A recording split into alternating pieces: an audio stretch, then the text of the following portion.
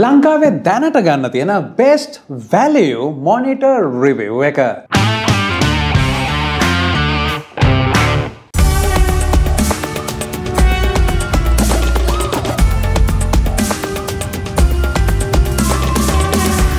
ඔය සාදරයෙන් පිළිගන්නවා තවත් interesting video එකකට. ඉතින් අද මං ගාව තියෙන්නේ අපි කවුරුත් දන්න MSI brand එකේ 22-inch monitor එකක්. ඉතින් විශේෂයෙන්ම වගේ general purpose වැඩවලට අලුතෙන් හදන build එකට gaming build එකකට උනත් ඔයාට මේ monitor එක මිලදී ගන්න පුළුවන්. ඉතින් monitor එක ගැන කතා කරන්න කලින් thank you කියලා කියනවා MSI සමාගමට. ඒ වගේම ලංකාවේ ප්‍රධාන shops වලින් මේ monitor එක මිලදී ගන්න පුළුවන්. ඉතින් ඔයාට අවශ්‍යයි නම් මේක මිලදී ගන්න අවශ්‍ය කරන links පල්ලෙහා description එකේ තියෙනවා කියන එක මතක් කරන්න ඕනේ.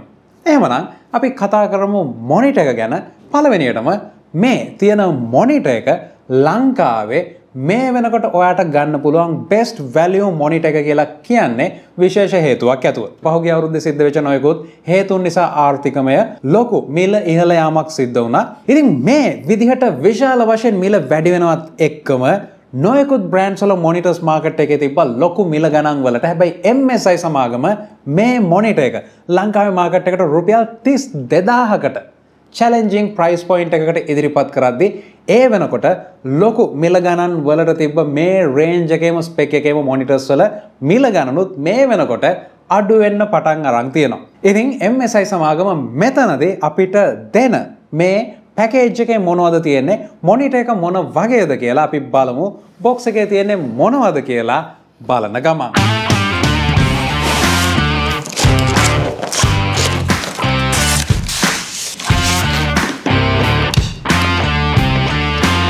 package එකේ එන දේවල් විදිහට අපිට MSI quick start guide එකක් තියෙනවා, booklet එකක්. ඒ වගේම මේ booklet එකත් එක්ක අපිට එනවා cable manage කරන්න අවශ්‍ය කරන clip එකක්. මේක monitor එකේ පිටිපස්සට අපිට සම්බන්ධ කරගන්න පුළුවන්.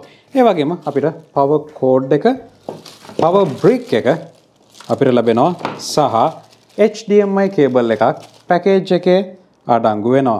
MSI 22-inch Pro Series monitor එක ගැන කතා කරනවා නම් අපිට මේකේ features ගැන බොහොම straightforward විදිහට කතා කරන්න පුළුවන්. ඉතින් පළවෙනියටම design එක සහ looks ගත්තොත් බොහොම minimalistic approach එකක් තමයි අරගෙන තියෙන්නේ. ඔයගොල්ලන්ට පේනවා thin bezels, ඒ වගේම plastic base එකක් සහ අපිට මේක adjustment කරන්න පුළුවන් මේ විදිහට විතරයි.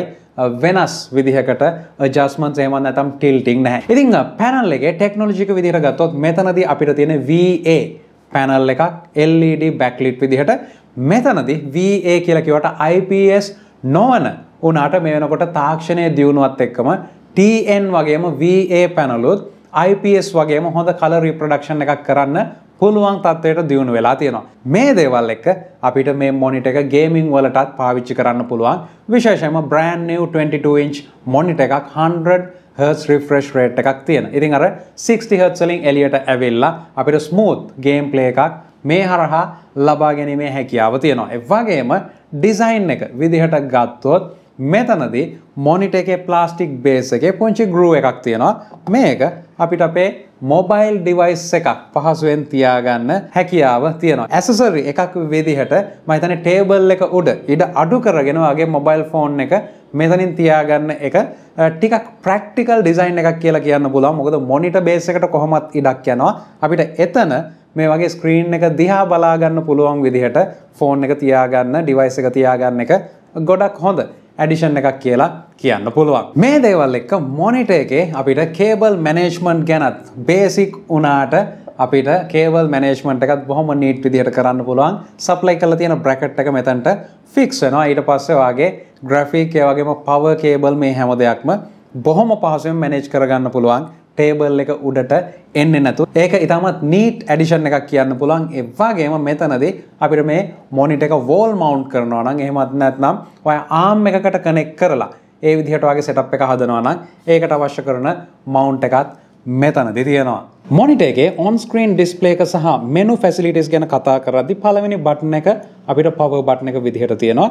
ඒ වගේම අපිට මෙතනදී quick menu එකක් තියෙනවා.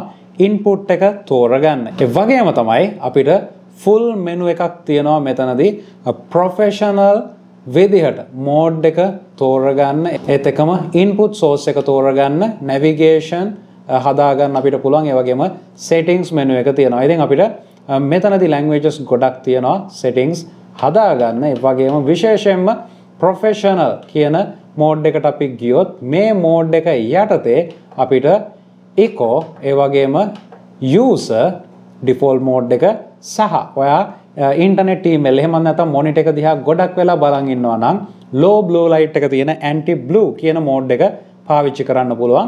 movie එකක් වගේ බලද්දි colors up කරලා දෙන movie mode එක, office mode එකක් වගේම black and white mode එකකුත් තියෙනවා. ඒ වගේම තමයි අපිට adaptive sync technology එක මෙතනදී තියෙනවා. මේක අපිට on කරගන්න පුළුවන්. ඒ වගේම තමයි refresh rate එක මෙතනදී අපිට බලා ගන්න පුළුවන්.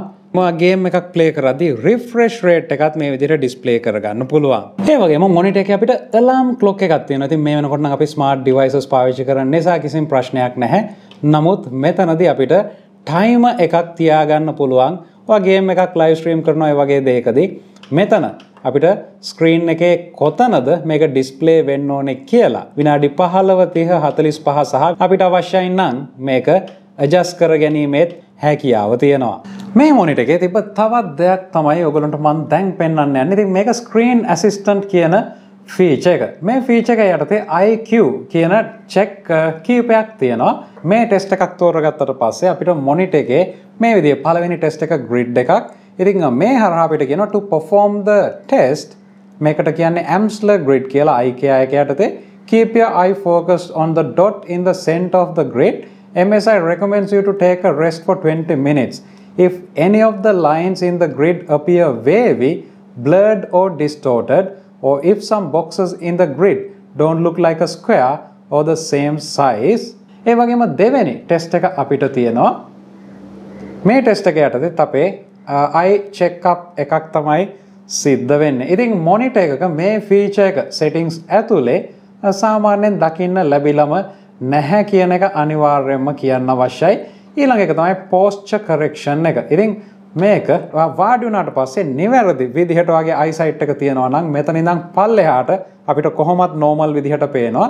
ඉතින් මේ දේවල් ටික built in විදිහට monitor එකේ තියෙනවා. MSI Pro series එකේ MP223 මේ monitor එක ඔයාලට ලංකාවේ ප්‍රධාන computer shops වලින් මිලදී ගැනීමේ හැකියාව තියෙනවා. ඉතින් ගෙවන මුදලට ගොඩක් හොඳ feature set එකක් තියෙනවා කියලා කියන්න පුළුවන්. 1080p එහෙම නැත්නම් full HD resolution එකක් එක්ක මේ monitor review එක ගැන ඔයාගේ අදහස් අනිවාර්යෙන් පල්ලෙහා comment section එකේ දාන්න. ඒ වගේම subscribe කරලා නැත්නම් subscribe කරන්න. හම්බෙමු තවත් වීඩියෝ එකකින්.